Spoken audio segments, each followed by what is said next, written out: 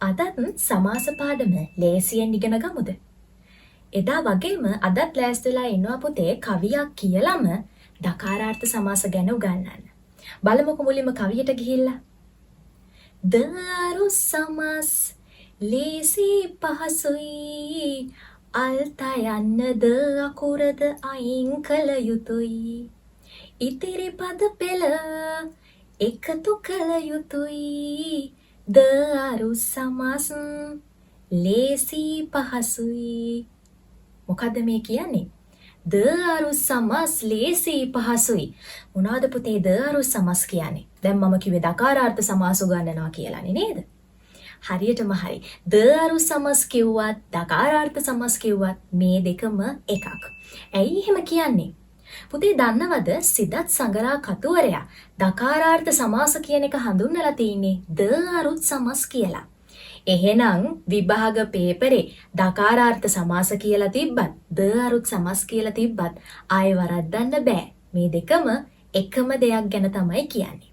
හරි. අපි එහෙනම් ටක් ගාලා යන්කෝ බලන්න දරුත් සමාස් කියන්නේ මොනකටද කියලා. ඔන්න පළවෙනි පදපේලියෙන් කියනවා දරුත් සමාස් ලේසි පහසුයි. මන් දන්නවා. සමාස වලින් ලේසිම සමාසය දකාරාර්ථ සමාසය නේද? ඔව්. එහෙනම් මේක හරියට ඉගෙනගෙනද තියෙන්නේ? අන්න ඒක බලන්න තමයි අපි දෙවෙනි පදපේලියට යන්නේ. අල්තයන්න ද අකුරද අයින් කළ යුතුයි. මොකද්ද කියන්නේ? අල්තයන්නක් තියනවලු. ද අකුරකුත් තියනවලු. මේ වගේ අකුරු තියනවා නම් ඒ අකුරු අයින් කළා දාන්න කියන්නේ. පුතේ තව දෙයක් මතක තියාගන්න ඕනේ. අල්ත යන්නත් වගේම ද අකුරත් වගේම අල් යයන්නත් යෙදෙන අවස්ථා තියෙනවා. එහෙනම් ඒ අකුරු තුනම යෙදিলা තිබ්බොත් අපි මොකද කරන්න ඕනේ? ඒ අකුරු තුන තියෙන තැන් අයින් කරලා දාන්න ඕනේ. හරි. තුන්වෙනි පද පෙළියෙන් කියන්නේ මොකද්ද? ඉතුරු පද පෙළ එකතු කළ යුතුයි. ඔය විදිහට දයන්න අයින් කරන් ගියත් අල්ත යන්න අයින් කරන් ගියත් අල් යයන්න අයින් කරන් ගියත් ඉතුරු වෙන වචන දෙකද තුනද හතරද අපි මොකද කරන්නේ? එකට එකතු කරලා ලියනවා. එයි ළමයි එකට එකතු කරලා ලියන්නේ. හරියටම හරි. සමාස නිසා.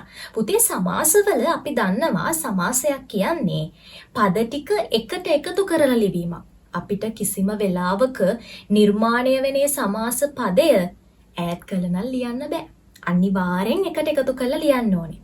හරි. අපි බලමු එහෙනම් දකාරාර්ථ සමාසයක් කියන්නේ මොකක්ද කියලා. දැන් දකාරාර්ථ සමාසයක් කියන්නේ දයන්නෙන් හරි, අල්තයන්නෙන් හරි, අල් යයන්නෙන් හරි පද කිහිපයක් සම්බන්ධ වෙලා තියෙන අවස්ථාවක ඔන්න ඔය කිව්ව අල්තයන්න, ද අකුර, අල් යයන්න කියන අකුරු ටික මොකද කරන්නේ? කපලා දාලා ඉතිරි වෙන පද ටික එකට එකතු කරලා ලියනවා කියන එක. උදාහරණ කිහිපයකට යන්න බලන්න. ලේසිම උදාහරණයක් ගමුකෝ. මම මෙන්න මේ වගේ උදාහරණයක් කියනවා. අහසත් පොළවත්. අහසත් පොළවත්. ඔන්න අල් තයන්නෙන් වචන දෙකක් සම්බන්ධ කරලා තියෙනවා අහස ගැනයි පොළව ගැනයි කියලා. එහෙනම් අපි මොකද්ද කරන්න ඕනේ? අල් තයන්න කපලා දාන්න ඕනේ. කපලා දැම්ම ගමන් අපිට උත්තරයක් එනවා අහස පොළව කියලා. දැන් පුතේ අහස පොළව කියන වචන දෙක අපි ඈඩ් කරලාද ලියන්නේ? නෑ. අපි දන්නවා මේක සමාසයක්. ඒ හින්දා අනිවාර්යෙන්ම අහස පොළව කියලා ඒ වචන දෙක ලං කරලා ලියන්න ඕනේ. තව වචනයක් ගමුද? මෙන්න මෙහෙම වචන කිහිපයක් තියෙනවා. තෙල්ද මල්ද පහන්ද. පන්සල් ගෙඩි කොට අරන් යන්නේ අපි. තෙල්ද මල්ද පහන්ද.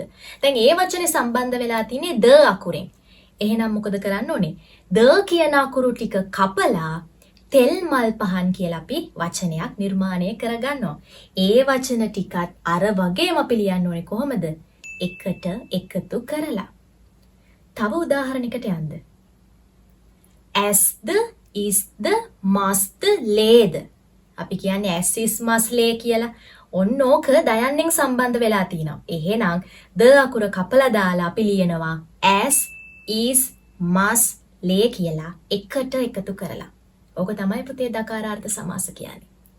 තව උදාහරණයකට යන් අපි. මම මෙන්න මෙහෙම උදාහරණයක් කියනවා. ගහයි කොළයි. ගහයි කොළයි. ඔන්න අල් යයන්නෙන් සම්බන්ධ වෙච්ච අවස්ථාවක් තමයි මේ තියෙන්නේ. එතකොට පුතේ ගහයි කොළයි කියන වචන දෙක සම්බන්ධ වෙලා තියෙන අල් යයන්න මම මොකද කරන්නේ? කපලා දානවා. කපලා දාලා මම සමාස පද එකට එකතු කරලා ලියනවා ගහ කොළ කියලා. ඔන්න බලන්න අල් යයන්නෙන් ද අකුරෙන් අල් තයන්නෙන් කියන මේ අකුරු තුනෙන්ම ඕනම ආකාරයකින් දකාරාර්ථ සමාස සම්බන්ධ වෙන අවස්ථා තියෙනවා. එහෙනම් හරිම ලේසි නේද දකාරාර්ථ සමාසය අඳුරගන්න. බලන්න අර අන්තිම පද පේලියෙන් කියන්නේත් ඕක නේද? ද අරු සමාස් ලේසි පහසුයි. ඔව් දකාරාර්ථ සමාසය හරිම ලේසි. සමාස වලින් තියෙන ලේසිම සමාසය කිව්වොත් මං හිතනවා මං හරි කියලා. ඉතින් මේ විදිහට තමයි දකාරාර්ථ සමාස ඉගෙන ගන්න තියෙන්නේ.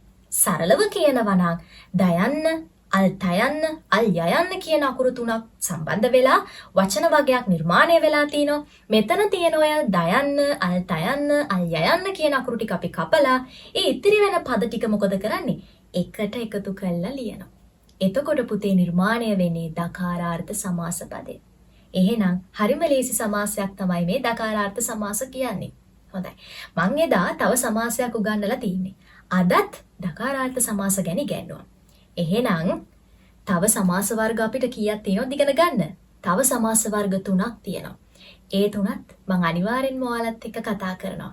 එහෙනම් පුතේ පුංචි දෙයයි කරන්න තියෙන්නේ onlineacademy.lk අපේ YouTube නාලිකාව subscribe කරලා තියාගන්න. ඉදිරියට මේ වගේම සිංහල පාඩම් ඔයාලත් එක්ක බෙදා ගන්න අපි සූදානම්ින් ඉන්නවා. එහෙනම් අදට සමු ගන්නවා. සුබ දවසක්.